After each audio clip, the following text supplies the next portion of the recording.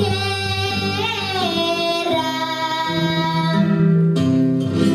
Dicen del amor de madre,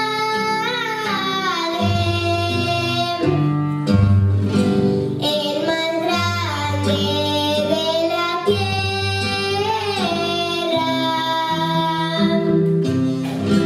Si es grande el amor de madre,